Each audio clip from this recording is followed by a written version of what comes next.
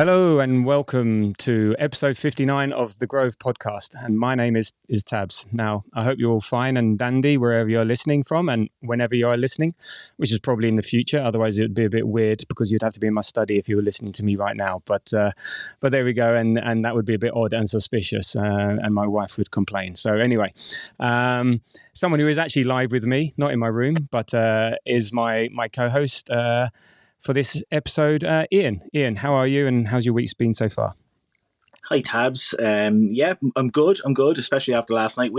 This week has been good. I do this thing at Christmas time where I go to all my customers. I bring them, just to say thank you, I bring them chocolates and wine and stuff like that. And it takes me about 3 or 4 weeks to do it. So that's what I've been doing this week. And I put on my little Christmas tie that plays music and spread a bit of Christmas cheer. So it's all good, yeah. That's fantastic. That's what we like to hear. So that's really good.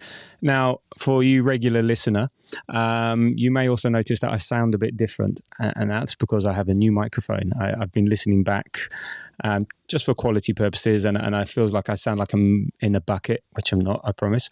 So I'm just getting used to the mic, so apologies if some sounds are picked up or if I sound loud very quickly or sometimes distant, because I'm trying to work out where the distance is on my mic is, and I'm just trying to get used to it live on the show. And anyway, Ian, how does it sound? How's it coming across to you? Very sexy. Well, I might try a bit of ASMR.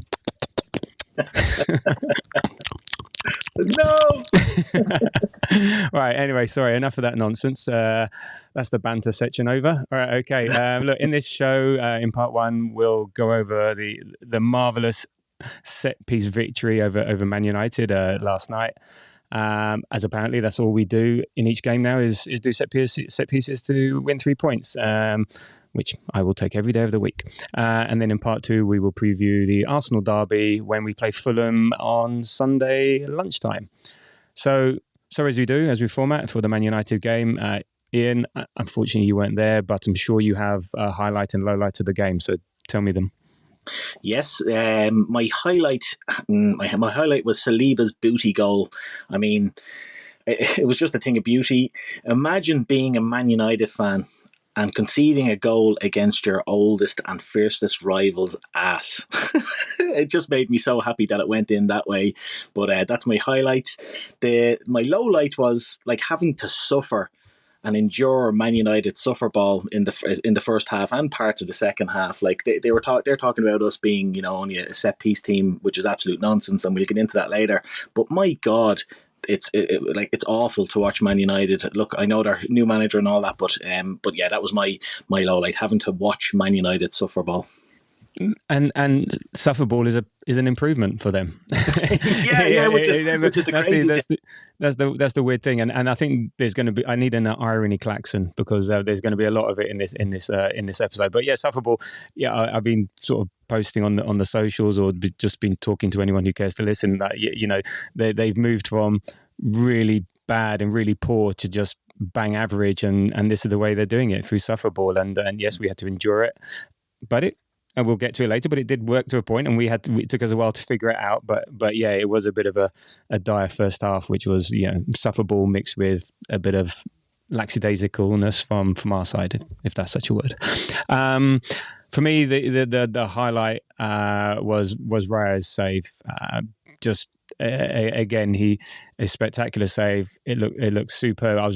We were right behind where it was, and I thought goal, and then out comes the cat, spring-like, and one-hand it, palms it away. It would have been a fantastic one for the cameras, and that was just. And it was an important time of the game. We were just 1-0 up, and I think there were two elements to it. So had they equalised, I don't know how we would have reacted, because you'd hope to think we were building momentum and stuff like that. So I think it would have knocked us back a bit, but hopefully we would have reacted. But also it came from the one moment that Zinchenko did a Zinchenko, and then they gave away the free kick, as he just has those moments every game, and it would have just been piling in on him big time. So if he deserves it, he deserves it. But I'm glad we avoided that scenario. So he kept us in the game, and he's done it a few times this season. We noticed that Villa against Wolves and other times. So for me, that was my highlight, that save, because I think it was critical.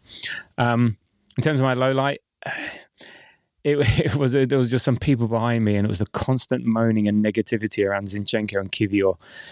When the team sheet came out, and we'll talk about it, there was some apprehension and some nerves about, oh my God, we got Kivior, we got Zinchenko, oh, they're rubbish, oh, they're crap. And it's, give them a chance, you know. And so I had these people just like, anytime they touched the ball or did anything that wasn't nigh on perfect, they got laid into, whereas other players were given grace and didn't say anything. And it did my head in, but also this leads me to the tension in the crowd. It's again, so to share this with people who weren't there, it was 3-2 to Liverpool and 0-0 at the Emirates, and everyone was just thinking, oh shit, and every point is so important, and we want them to fail, and they were losing twice, and then suddenly they're winning, and we can't beat this sufferable for Man United. So it was really, so the whole atmosphere was just a bit odd. What people were moaning about those two guys not really trusting and stuff. So actually, and we're going to be like this, everyone's emotions are going to go through the ringer, and we're going to be going up and down, and it's going to be a tough few months. So everyone just needs to relax and just have the faith, and it will come, which it did. And I just wanted one honourable mention to the announcer. He started doing this call and response thing before the game with the announcing the team, and he'd say the name, first name, and then we'd have to say the surname, and he'd do it again. So much so that the Angel turned into an a cappella version for the first minute of the game, because they didn't have time to play the full song before kickoff, and they weren't waiting for us to finish. So yeah, we need to have words with him, because it was a bit irritating. Yeah, and he did it last game when we scored at the last game with Forest. He was doing it, and like, you can see what he's trying, but it doesn't really work, I don't think, sometimes. No, absolutely. Once, fine, do it once, but not twice. And for the goals, I think last time he did it 4 times. Like, okay, just relax, you know. But anyway, maybe it's our age, and maybe the youth like it, but we'll see. Anyway, so moving on from our highlights, lowlights. Let's look at the lineup. So yeah, the big changes were Kivior and Zinchenko coming in for Gabriel and Calafiori, and then Martinelli. I think it was obvious that was going to happen for Trossard. I think this was going to be a Martinelli game, not that it turned out that way. And then Partey back as expected. So how were you feeling before the game when you found out that our back 4 was only apparently a back 2 and the other 2 were passengers? Yeah, I wasn't expecting it, because I thought we'd gotten out of jail and a bit lucky with the two injuries, because they played against Sporting, and so it was a little bit of a surprise and a shock when I saw the lineups. But I wasn't overly worried. Like United, if we were playing a better United, I'd have been a bit more worried. Like, there was a hell of a lot of talk in the socials about how we weren't going to be able to play as good as those. But my take on it was that if we were able to just keep the ball ourselves, the defenders wouldn't be a big miss. Like, if we were able to just enforce our game on them, as I always say, it would be fine. But I ironically, I thought that we'd be less effective on set pieces, which is funny considering what happened. That was my first thought, was Gabriel's not playing, we're not going to score from a corner. But that very, very quickly became a nonsense thought. So yeah, and I was no surprise. We spoke in the last pod about Martinelli coming in because United were playing with a back 3, and he's very good defensively and exploiting. He didn't have his greatest game, but yeah. So other than the kind of the surprise of the injuries, yeah, I was happy enough. Yeah, no, it's a shame, but again, we're having to mix up the squad. I think it's a time for the squad to step up. So and they did. And you're right. I think this isn't a Man United from the 90s or the 80s or whatever. This is Erik ten Hag's Man United and the Amarin's Man United who are still learning. So you're right. There shouldn't have been so much worry, but people have got. They just got tense. Everyone's just tense, and they say, "Oh, we want to." Basically, I think, why do we keep getting shat on from such a great height? Why can't we just have something go our way? And I think everyone just is that because there's so little room for error, that we just want something to go our way. But fortunately, it worked out. We're going to have to rely on the squad, so we're going to have to get used to this. And I think it was fine, and we're going to change it again for Fulham. I'm sure. So in terms of the game as a whole, in terms of look. It was an easy win in the end. I mean, 2-0, actually maxed up with the XG. I mean, we had 2.16. Man United had 0.22 XG across the whole game. Yeah, we had 14 shots. They had 5. We had 6 on target. They had They had 2. We had 5 big chances. There's none. And then we'll come to the main statistic at the end. But I was thinking about it. If you took the emotion out of this game and you watched it knowing the result, you think, my God, this was so easy, so comfortable. A bit dull in the first half, but Man United offered no threat. And there's more irony in terms of where their threat did come from, set pieces. So it was sort of, yeah. So actually, but because we're all nervous, because we're all tense, because it's Man United, because of whatever, it felt a lot closer than it was. But it was so comfortable, and we could have got 3 or 4 more. So that was 4 wins in a row against Man United and the Prem, the first time we've ever done that. And what have you got here?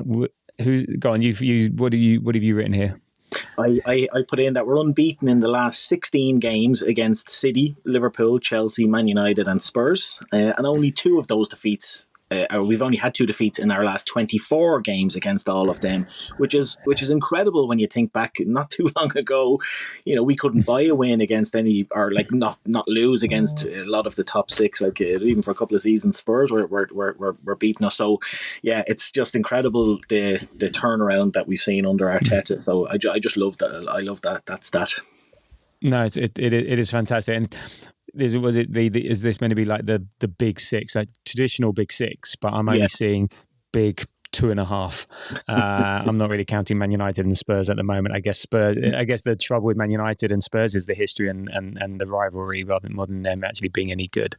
And in relation, just very quickly, like the stress that we're all feeling, I think sometimes we worry about the badge that's on the opposition's chest sometimes rather than the players that we're facing at this moment in time. Obviously, there's a huge history there, and when we play the likes of Man United, we're worried about the club and the banter and the stick that would come if you don't win. But Man United just aren't who they used to be. So yeah, as you say, a comfortable win in the end. Yeah, and no, I think you're right. We've played bang average Man United teams in the past, and we cannot put them to task. They've been always close. Even like last year, only beating them 1-0 at Old Trafford.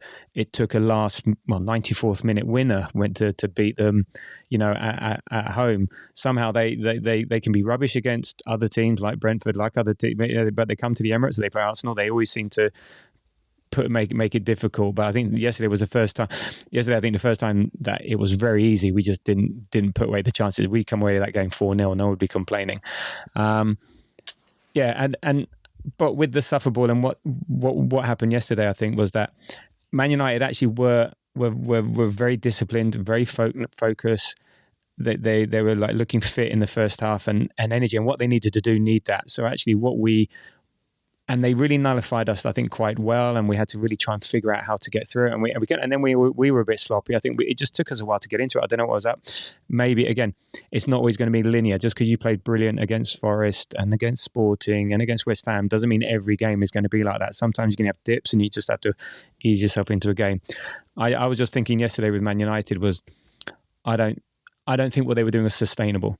So, it's fine for 45 minutes, fine for 50 minutes, but you trying to just basically nullify that for that long, and the shapes that they were doing, and it just takes the discipline, takes the focus, takes the fitness, takes energy.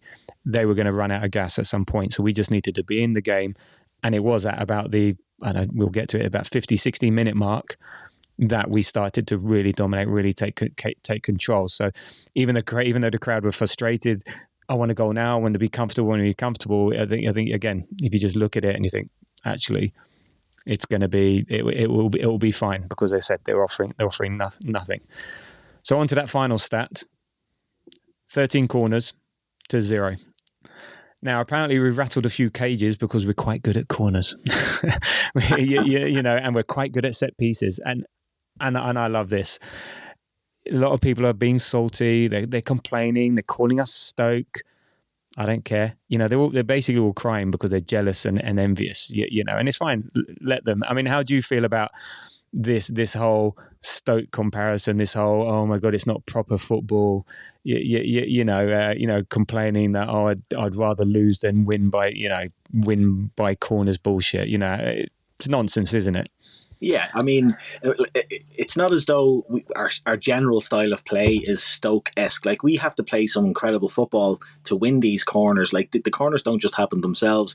Like, if you watch, go back and look at all the all the goals we scored from corners recently, and look at the play that and the build up to win the corners, and that's the Arsenal. Like, the corners are just, we're taking advantage of having an excellent set piece coach, having two excellent deliverers of the ball in Rice and Saka, and having these giants in the box. Like, it's just you have these skills, use them. I mean, it's incredible to think that people are giving out about Arsenal doing this, but I look, as Arsenal fans do in general, you have to look far beyond the actual corner and focus on what we're doing to get those corners, which is incredible, I think. No, absolutely, and they make it sound like, oh, it's easy. Well, if it was easy, every team would do this. Yep. The consistency of delivery, the movement, the tactical nous, they have to change it because everyone, the Arsenal corners, fine. They know, well, they sort of know what's coming, but they don't. And then I think we create a drama around it. So now it's like, and this is part of why Saka goes slowly. This is part of why Rice takes his time. Is because the defenders don't know what's going on. We do, but they don't, and you want to build that tension. So and no one complained about people running down the wing and putting in crosses for headers. Okay, this is a set piece. And Man United, I think since the start of 23-24, have conceded the most XG against from corners. So if you're a manager, you think, right, where's a weak point for Man United? They're not really good at corners. I know. Let's be good at corners. So, it's a tactical option for you. Don't knock it. And if it's that easy, go ahead and do it. See how you find it. And if your team wins 2-0 from two corners, I mean, I'm pretty sure Man United aren't going to give back the European Cup from '99 against Bayern, are they? With those last two goals, are they? So Well said. Yeah, exactly. So it's just saltiness, it's just bitterness, and so on. And again, so we've now scored 22 corners since the beginning of last season. Scored from 22 corners from the beginning of last season in the Premier League. What else? There was some silly stat from yesterday that we created I think was it 7 or 6 shots and goal from corners with a 1.1 xg. So that's pretty much a 5 to 10% chance of scoring from a corner. Not direct or whatever, but everyone's going to take those odds. Everyone's going to love it, and what a weapon to have and to leverage. And I'll just come on to I said, I think the team love it, and Rice even alluded to it in his post-match interview, saying we believe in our process, we keep at it all the time, we never get bored. When you go out for a corner, it's a chance to score a goal. So and he even acknowledges the over at the end of the quote, saying he'll be buzzing. So I think, yeah, let them moan, let them be all salty, and I will pass this on to you. Even Amarin was talking about it, so what was Amarin's take on this? Yeah, he was saying you can see it every occasion that Saka and Martinelli has a 1v1, and a lot of the times they go outside, they cross. They know if the cross is going well. They can score. If it's a corner, they can score. So he acknowledges our threat out wide, and it's hard to know what to do for them to manage it. And if there's an issue going outside, let them come inside and see how that works for you. We don't have just one threat. We have lots of angles to come from, and that poses a real problem for all opposition, not just Man United. The media and the rival fans are just making us sound like we're so one-dimensional, but it's completely the opposite. We're coming up with new ways. And then remember, it's not that long ago when Ben White was standing on the goalkeeper's toes and doing all sorts of stuff like that, and then the referees started moaning about that. The referees were looking out for it and giving free kicks. So we had to change. We're continuously evolving our corner routine, and we get no credit for that either. But aside from that, we're by far this one-dimensional entity that people are making us out to be. No, absolutely, and even was it a few years back, we were considered weak at corners. I mean, who no one's going to forget Brentford, that opening game of the season, and that long throw, and then you got Carragher and Neville dancing with the Brentford fans and singing "Hey Jude" and whatnot. I've got nothing against Brentford. Actually, they're sort of my second club. I go see them occasionally, and I'm a member there, and and whatnot. So nothing against them. You use your weapons. You pick out a weakness, but it's just to belittle it is it's sort of pettiness. And I said, you ask any manager, they would rather be in our position than in the other side of it. So and I said, here's the other irony, one of many today, is that Man United's best chances yesterday came from set pieces. So the free kick that Zinchenko gave away, and the Dillit header for Raya's save, that came from a set piece, and then the chance at the end came from a set piece, and then there was a chance in the first half where Dello went wide, came from a set piece. So yeah, it's just a way for discourse. It's just an online chat. It's just something. It's a bit of clickbait, the type stuff like that, and we will bite occasionally, but we will respond. Not with just noise or just shouting back. We'll just sort of justify what we do and why. So more of it, please. And the other thing we corners is that it's often the first goal. I think we mentioned it last night. It's often the first goal which breaks the deadlock, which is so important. Their heads went down yesterday when we scored that first goal, and it's a great way to get into it, and then it's a great way to open up the game. So yeah, don't knock it. Keep doing your job, Diogo. Yeah. Let us just continue to drink all those Man United tears. Absolutely. I've got a cup here full of them, so I'll just a bit of ASMR. There we go. Lovely. Very, very nice. Very nice. Right. The other thing I wanted to mention yesterday, and it relates to the team and all the rest, it was that, and relates to all these people moaning about Zinchenko, about Kivior. We've had 4 clean sheets this season, 2 of which Zinni has played in. Zinni has played in 2 of those games, and Kiwi's played in others. So, also Kivior was a big part of that record-breaking team that won all those games at the beginning of the year, and things like that. So yes, I'm not here to try and sugarcoat saying, oh, they're the best defenders in the world, but I think Kivior is playing his more favoured position.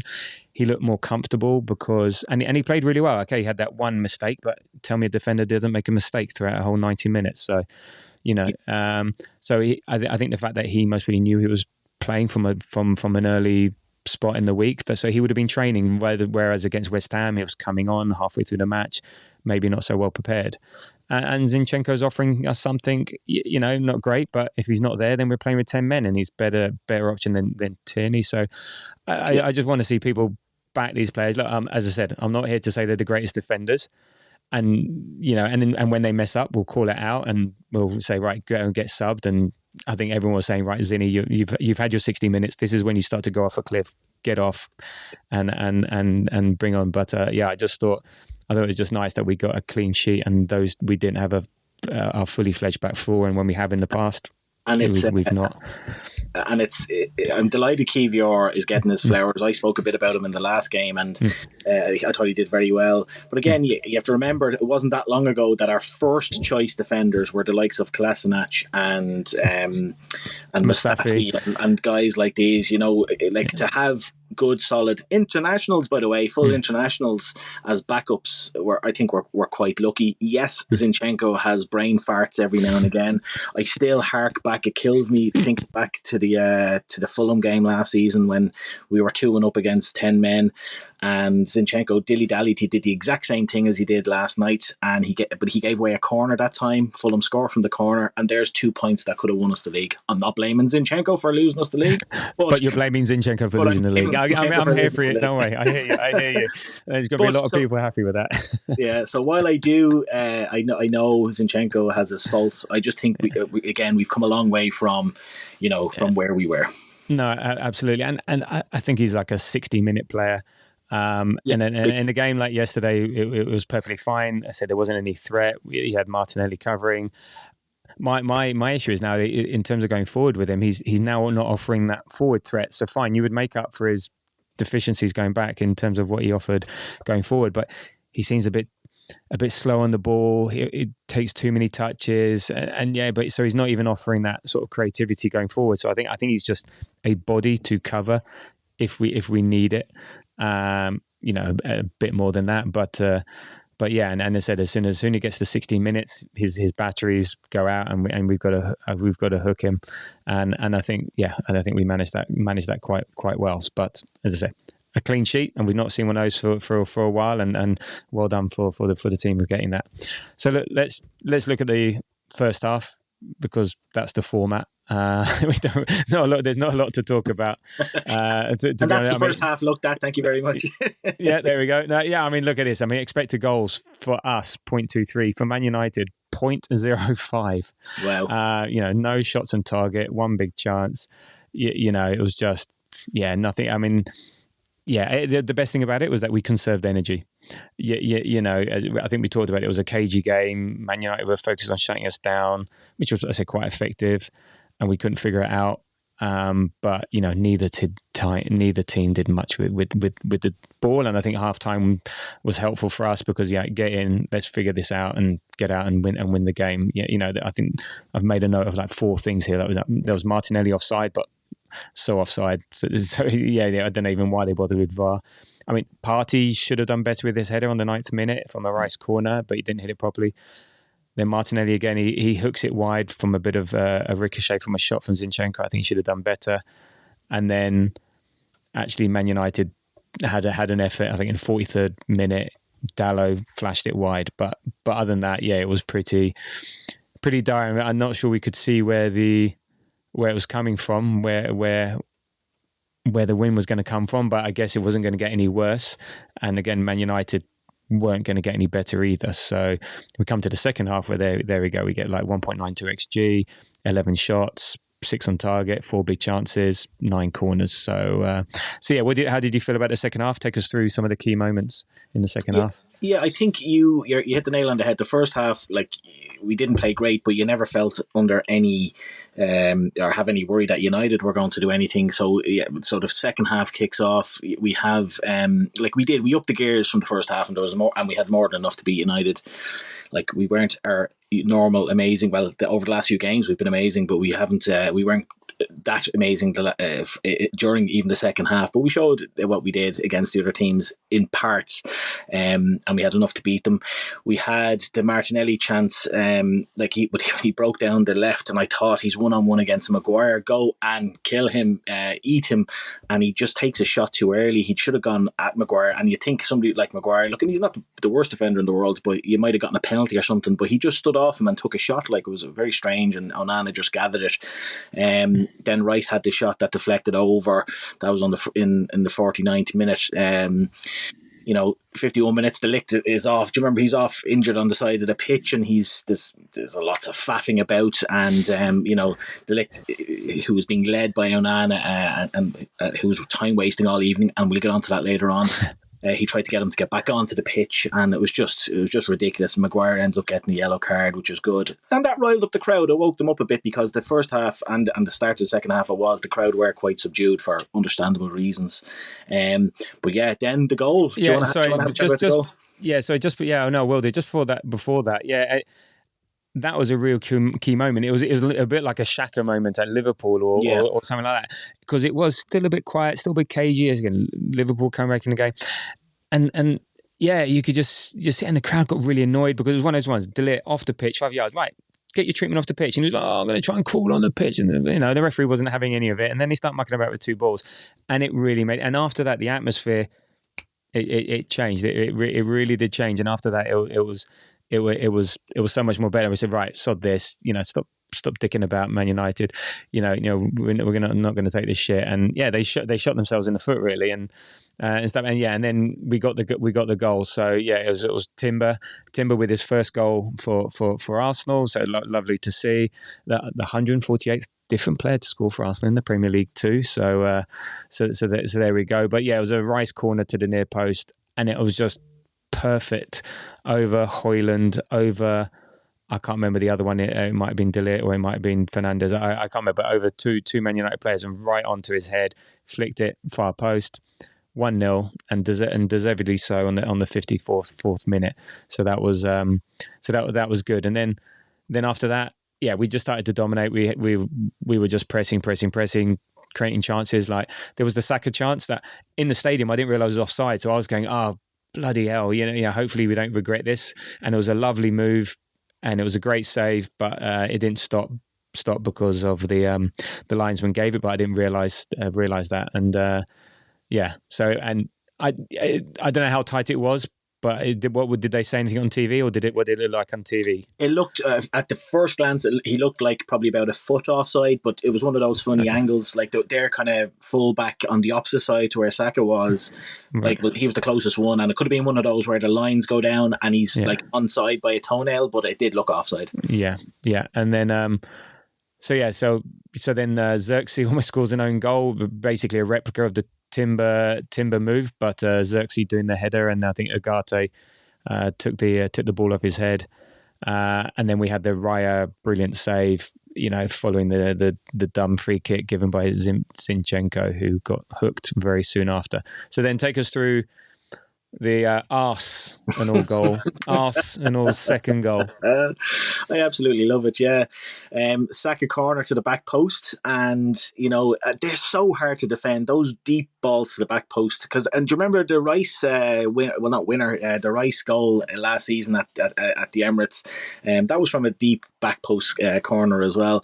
But the ball gets nodded back by Partey, and it just hits the most beautiful posterior I've ever seen in my whole life, and goes in. And what was hilarious was seeing Saliba run off and looking so smug, like he'd scored a 40-yard screamer, and just sliding over and running into the crowd. It was just an absolute thing of beauty, and I can just imagine every Man United fan's blood pressure just going through the roof because of how that goal went in. It was that's why it was the highlight of the match for me. It was just so funny. And yeah, we're 2-0 up, and off we go. And off we go indeed. No, you're right. He loves the celebration. I think he's invested in the club. Yeah. There was a lot of talk a few years back that, because of the way Arteta treated him. Arteta treated him perfectly, because look how good he is now and look how he's playing. So you can't criticize that. And a bit like how he's managing Ranieri. So yeah, don't knock it. And he's always thumping his chest and thumping the badge, and he just loves celebrating with his tongue out and stuff. So yeah, I love. If anyone ever want to see someone score for their celebration, it's Saliba, because it doesn't. I now see that. I don't know what he's going to do if he does crack one in from 40 yards, because my God, he's going to explode. Yeah. He'll just strip down naked. Yeah, exactly. He'll get a yellow card for taking his shirt off and a yellow card for taking his shorts off, and then he'll just run straight down the tunnel. But there we go. So and then we just kept the pressure on with the Havertz chance. I think he could have done better. He went near post to the far post, and Nina saved. But the movement to that was fantastic. Odegaard's back heel, turn and pass. Again, we were starting to sort of like turn the pressure on and just do Arsenal things. And then Merino header. I rewatched the highlights just this evening before the pod, and I didn't realize how close that was, and it was like, wow, just a foot to the left, and that's in. The keeper's not getting it, and he every game he gets onto a header. He's always there, a threat, a headed chance. So, and then Odegaard had a shot blocked in the 82nd, and this is when Man United were doing last ditch defending. And then there was then the Man United had their chance. It was a nicely worked free kick, from the edge of the box, and put in Anthony, who just shot at rare, could have done better. And then Kivior, our man, our player of the season, with a very cool, calm, collected chest back, with loads of players around him, back to rare. And that takes a lot of cojones to do that. It was very Saliba-esque, that, yeah. It was indeed. And then there was a chance. Actually, our man again, great ball out to Trossard, but he had a shot blocked, which went out for a corner, but we didn't score from that one. So, we had chances to score more. As I said, very comfortable. Some last hit defending by Man United, a bit of wayward shooting, so it could have been more. But yeah, 2-0, take that. 2 more for the goal difference. Love it. And actually, we weren't too far off. I had 3-0 and you had 4-1 in terms of your predictions. So that was good. So let's go on to our player ratings. Let's see how we feel all the who the star men were, and then we'll go for our player of the match and plonker of the match. So I will start with Raya. For me, it was a strong 8. To me, I think we take Raya for granted. I don't think we realise how good he is. As a goalkeeper, you see the saves that he's making, but in terms of the fact that he's also gives us the option for 11 outfield players, his ability to pass and control the ball and manipulate it left foot, right foot. He had some tricky balls to deal with yesterday. So, and you watch other goalkeepers, they're not doing that. So, for me, a strong 8 could even have been an 8.5, but there we go. And you gave him a very miserly 7.5, but we won't talk about that. The fogging standards. So, Timber, what did you give for Timber? Timber, I gave him an 8.5. I thought he was sensational on the night. He scored his first goal for Arsenal, and as you mentioned earlier on, the opening goal is so important in these types of games. He was a driving force. He's like a tiger in the tackle. He's so athletic, and he fully deserved his goal. He didn't have a huge amount to do defensively, but I think he's just brilliant. He's becoming consistently brilliant. We talk about Saka and Odegaard, and even maybe Saliba being consistent, and he's that way. He's starting to become that type of consistently brilliant player. Yeah, 8.5 each. Yeah, I agree. Yeah, I put 8.5 as well. So on to Arsenal's player of the match, or maybe not. I don't know. We'll see. Saliba, 9. So I gave him a 9. And I mentioned in the last pod that I felt that without Big G next to him, he shrinks a bit. And so on, and maybe doesn't impose his game or doesn't impose himself on the back four. But that wasn't the case yesterday. He grew and he was fantastic yesterday. In the first half, he was our standout player. He'd get the ball, controlling the ball. He'd be driving us forward. He'd be doing runs, and stuff like that, and trying to create something, but try to create some momentum. And then there were some moments of great defensive skill that he did, and he just didn't look flustered. He got his goal, brilliant double celebration, marshaled the defense well with Kivior, worked well with Raya. Yeah, so for me, a big 9 for me. I know I was really impressed with his performance both first half and second half, and one of the only players to play well in both halves. And then you were stingy with 8.5, but there we go. Can't have everything. Maybe he needs to tone his buttocks up a bit more. But right, so onto your player of the season, Kivior. I gave him 7.5. What did you give him? I gave Kivior an 8. Maybe I'm giving these half points in the wrong direction here, but I just thought he was very solid. He grew more as the game went on. He had one kind of dodgy moment in the first half where he tried to clear the ball and it went to Delo and he just flashed one past the post. But I just thought he was solid. I think we sleep on him a little bit because of one or two mistakes he's made in the past. I loved his chest back to Raya, as we were talking about, very Saliba-esque, and he's a great option to have. He really is. No, he is indeed. I'm happy for him. Okay, so next up, our favourite Ukrainian for 60 minutes, Zinchenko. So I gave him a 7. Yeah, I think he did fine. Nothing egregious apart from that one Zinchenko moment, but we all knew that was coming.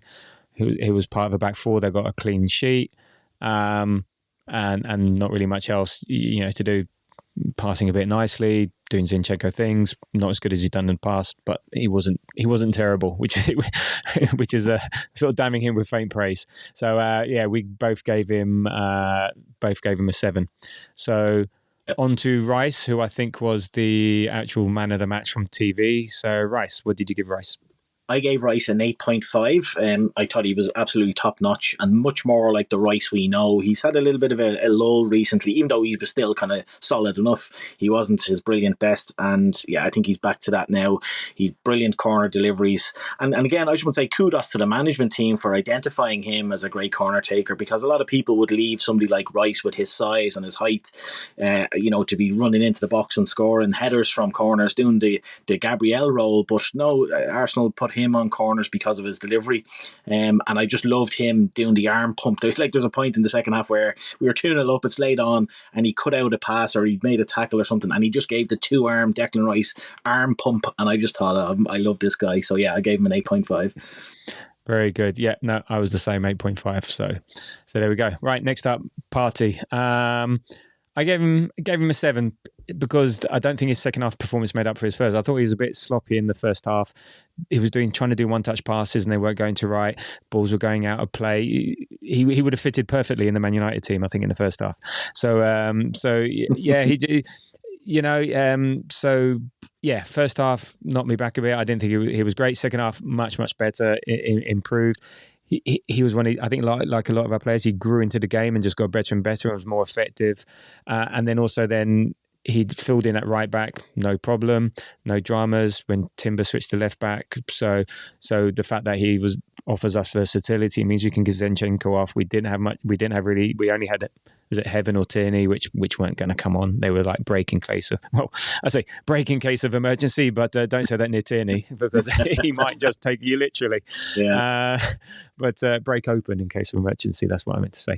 So I just thought Partey was just. Yeah, I think the two halves balanced each other out, and the 7, and you gave him a very generous 7.5. Okay, on to Odegaard. I gave him a 7.5. What did you give him? Yeah, I gave him a 7.5 as well. It was a kind of a quiet game by his standards, but he still had some moments of brilliance like that. Say the kind of the back heel and turn for the Havertz chance. He didn't offer a huge amount in the first half. Man United, to be fair, restricted him. But yeah, I just thought he was decent enough. 7.5 for me, and he's on that right hand side. We've 2v4 all the time with Saka and Odegaard, so it's hard for these guys. But yeah, 7.5 for me. No, that's fine. Yeah, and again, another one that grew into the game and got better and better. So So yeah, a bit like Saka's up next. We both gave him 7.5. Yeah, on that 2v4, I noticed it was obvious for me from where I was sitting.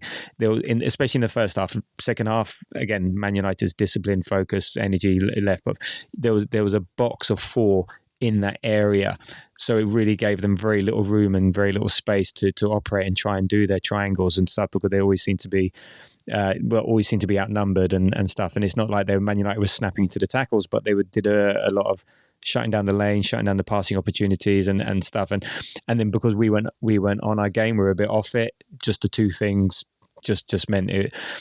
We weren't able to offer much in the first half, and they restricted him well. But second half, when he had a bit more space, less people around him. Again, his delivery for corners was great, and yeah. So even when Saka's being average, it's still a 7.5, which is fantastic. You take that every day of the week. Next up, Martinelli. I gave him a 6.5, and you gave him a 7. So explain why you're right and I'm wrong. I gave him a little extra half a point because he was frustrating at times last night. I talked about the Maguire one especially, and there was other moments that the chance he missed in the first half, but he does win a lot of these corners, a lot of the he should be getting shots on target and scoring more goals, but a lot of his shots do lead to corners, and we do well from them, and he does well defensively as well. I think that's a huge part of his game, so I just gave him an extra little bit. Yeah, no, I couldn't work out if it was him, because I think you said at the beginning this was such a Martinelli game. There would have been space behind Dalot to exploit.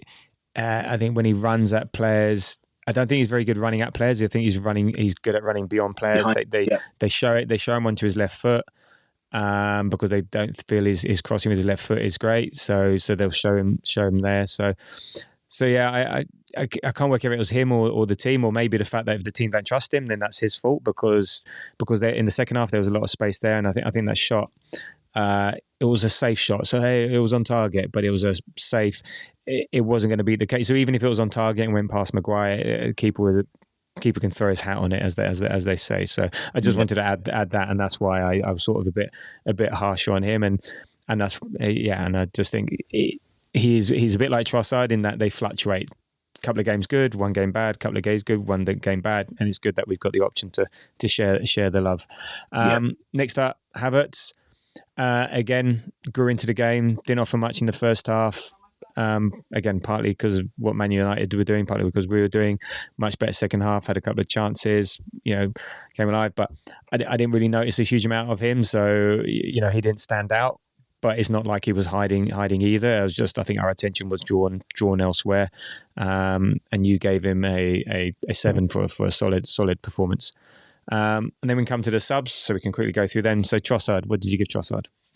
I gave him a 7. Maybe he deserved a little bit more, but I gave him a 7. He was lively when he came on and caused Man United issues. It was a very kind of Trossard substitute-esque performance. No qualms with him. Did well. Yeah, no, agreed. And then Marino, we both gave him a 7. He's a nuisance at corners, but other than that, again, I didn't notice him too much. So again, he wasn't doing anything wrong, and yeah, he was just offering another option, rest up some players, and just help closing out the game. And then finally, Jorginho, again, we both gave a 7. It was only on for a few minutes. I think it was just to calm things down, waste a bit of time from the just run the clock down a little bit, and just to calm things down when it was getting a bit hectic. Because you can imagine if Man United got a goal, it would get a bit antsy and a bit nervy, and he was just in there. And there's a couple of times, yeah, his ability to control the ball, turn, find a space, yeah, very very good. So job done, and I think yeah, all around, yeah, much better second half, but it doesn't matter. We won the game, and it's sometimes you just have to grow into games, and sometimes you win them in the second half. And it was nice in the North Bank to see some action, because it's all been clock end heavy recently. So there we go. Okay, so we go on to player of the match. So who was your player of the match? I'm going to go with, because I've gone by your player ratings, I'm going to leave your main man to you, which I could have picked, but I'm going to go with Declan Rice. I just thought he was fantastic the whole game. Again, like I said earlier on, it was much closer and much more like the Declan Rice we know. He was solid. I actually think he just loves playing against Man United as well, because it's such a big historical game. He knows how much it means to the fans. He was passionate, and he just dominated that midfield. And I went with Declan Rice. Very good, very good. And I said, I think he was prime video man of the match, or voted whatever man of the match by who was on co-coms. Well, for me, yeah, Saliba, only one choice for me. The celebration, the goal, and the just all-round defensive performance, and again, one of only few players to play well in both halves. So easy, we've talked about him to death, and now easy choice for me, and you gotta love him. So. Just before you move on, now is that Saliba, there's pressure on him to score the new perfect hat-trick. The old perfect hat-trick was left foot, right foot header. So now he's got right cheek, left cheek, but I won't say what the third one is. The trouser cannon. There we go. The trouser cannon. Let's see. Let's hope he does it and still has the ability to have children later in life. So we'll see. But yeah, that'll be funny. Very good. So on to Plonko of the match. So I'll take this one first. So for me, it was Marcus Rashford. What a cameo. He came on and he was so shit. Unbelievable. Normally he's like a threat and he always scores against us. He was so bad. And putting the ball out of play, he was just sloppy. And to top it all off, he had the pre-assist or the pre-assist for the second goal, where he tried to do that thing where you do a bit of a keepy-uppy and then in the corner and then try and kick the ball out over your head or clear the ball over your head. And he tried to do a keepy-uppy and he just kicked out for a corner. And this is like a professional footballer. And he couldn't even do that. And it was hilarious. And it led to the goal. And to be honest, I thought he should have started, because I thought, because of what he offers. And it actually took me 30 minutes to realise he actually wasn't playing. So I just assumed he was playing. But I think I think those were his best moments, were when he was on the bench, because he was so bad when he came on. So he's my plonker of the match. What about you? I went with another Man United player. I went with Onana for his time wasting. Last night was the first home league game that I haven't been to, and I cried most of the night. But I was watching it on TV, and we'd attack and we'd have a shot, and he would save the ball. So he'd have the ball in his hands, right? So and he'd have it in his hands for about 5 or 6 seconds.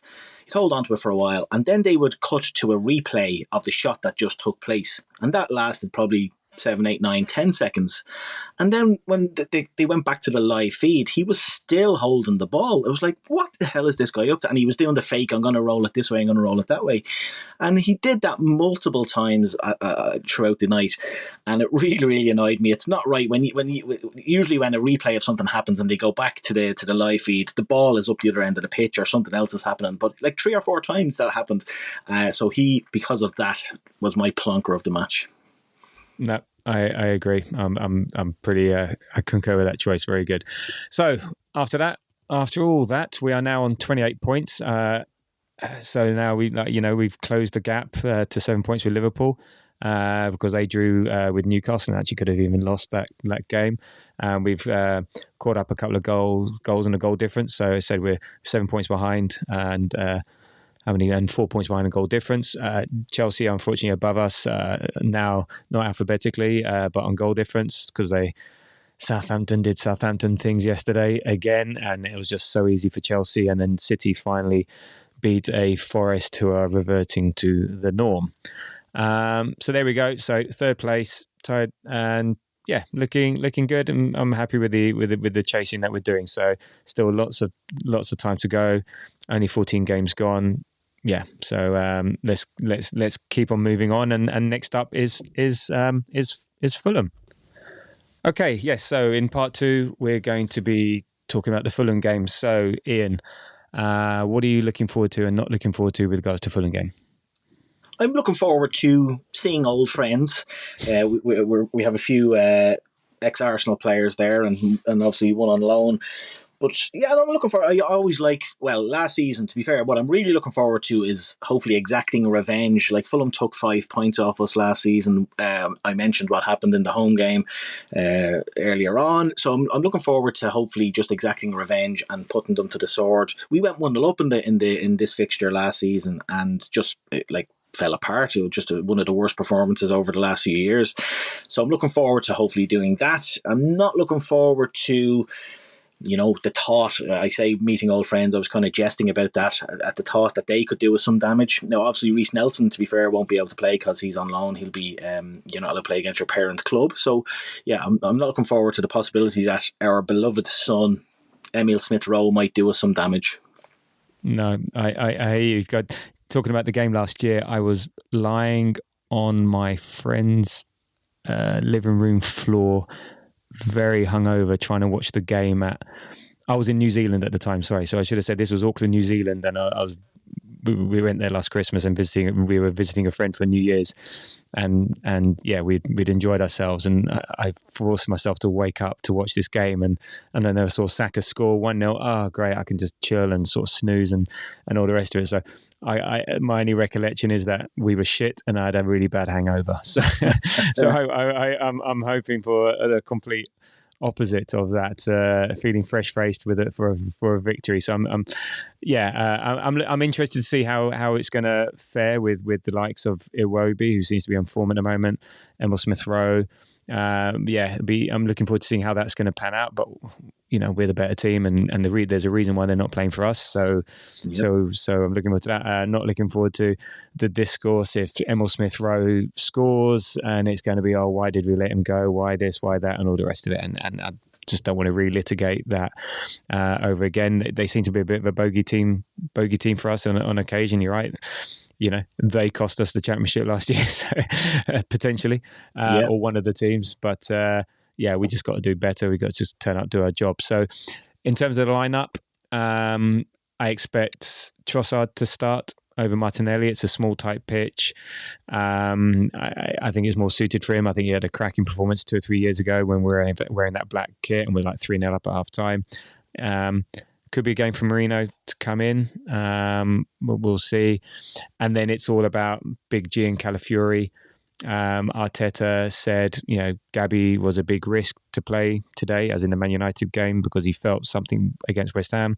Sunday's going to be a possibility with Ricardo as well. Let's see how he reacts. So he's not ruling him out, but he's not ruling him in. Do you expect to see many changes? Yeah, those two will come back in if they're fit.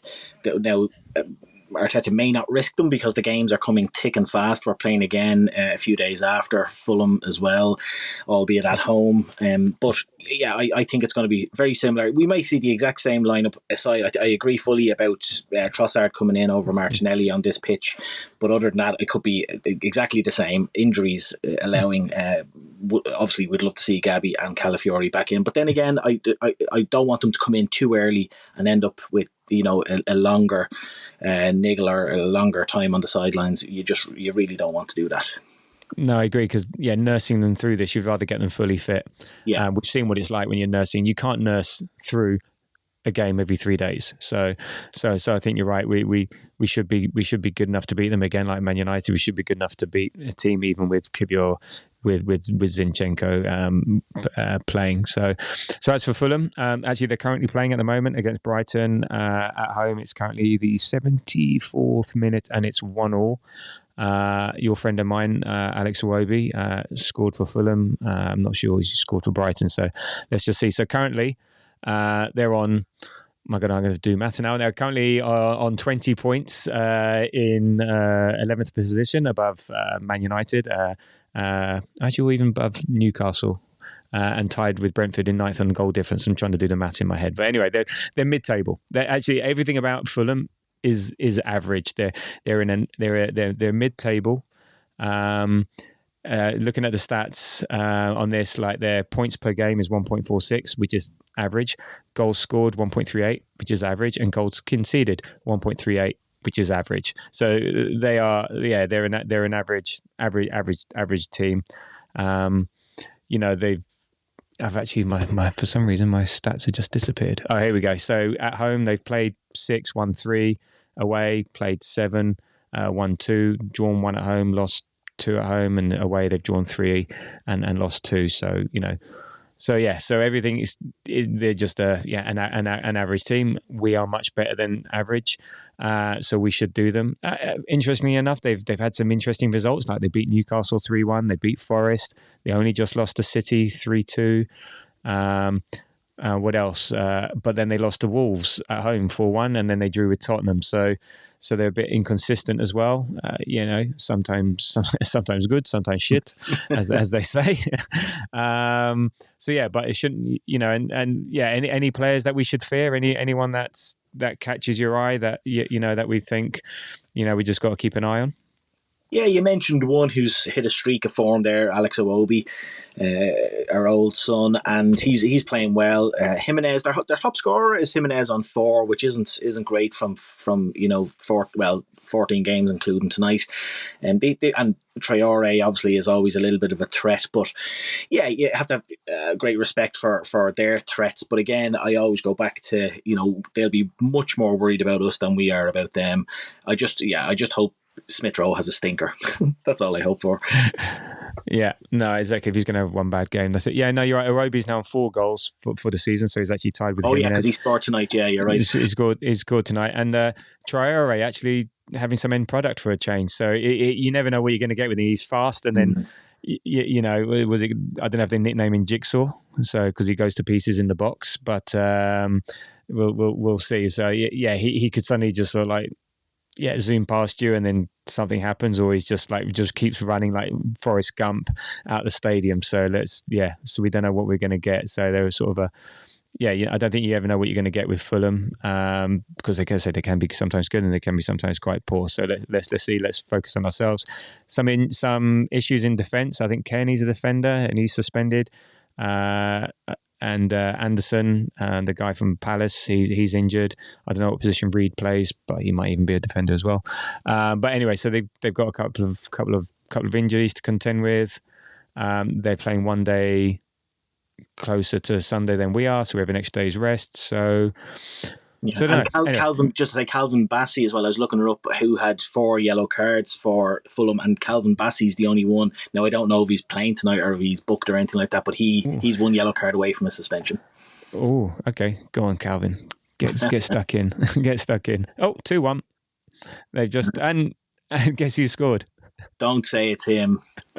No, I don't think it is actually. I'm trying to work out. Actually, is he? What number does he play?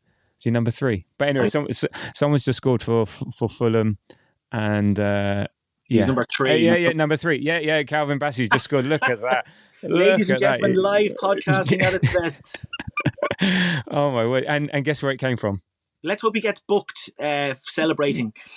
No, unfortunately, he didn't take his shirt off. But guess how they scored? Was it from a corner by any chance? It was from a corner, and guess what? It just hit off him and went in. It was Saliba-esque at this time, but off his thigh. You couldn't make that up. I'm just watching the replay. He scored a Saliba, as they call it in the books now. So he scored a Saliba. That's Yeah, crazy. so 2 on Fulham, and now I'm not going to do more maths, but they've gone up the table even more, possibly up. Yeah, this would be glorious if it stays like this. They've gone above Tottenham, pushing Tottenham down to ninth place. They would go on 22 points. In fact, they'll be in fifth. They would be in fifth if they win this game. So. It's an own goal. So actually, it was an own goal, but he forced it. So, but it came off the defender's arse. So the Well, defender's done a Saliba. he's There done we the go. Saliba instead. All right. Anyway, gosh, what a way to end the podcast. That's fantastic. We should do some more live stuff.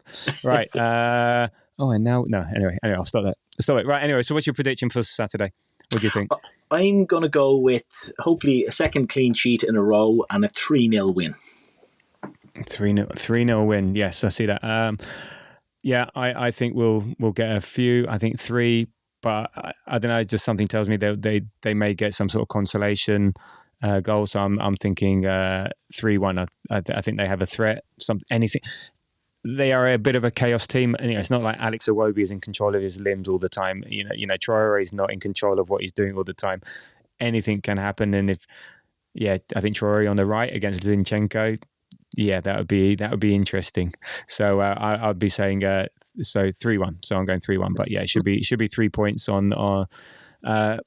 We should be taking 3 points down from the Thames. So so there we go. So look, thank you, Ian, for that. Can you let people know where they can find you? No on problem, the socials? Yeah, you can find me on all the different social media platforms at @ArseCannonPics, where you can send me cannons for where you find them on holidays, or if you live near one, send it in and I'll post it up. And yeah, that's where you'll find me. Okay, very good. I've been checking out a few of the ones recently. They've been very nice ones. As for the Grove, you can find us on Threads and Blue Sky, mainly at the Grove AFC.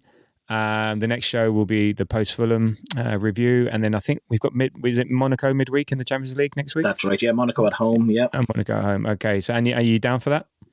No, midweek games at this time of year, because I've no annual leave left, are tough. But yes. Yeah, okay. It's not because they won't let you in the country with your dodgy Christmas tie.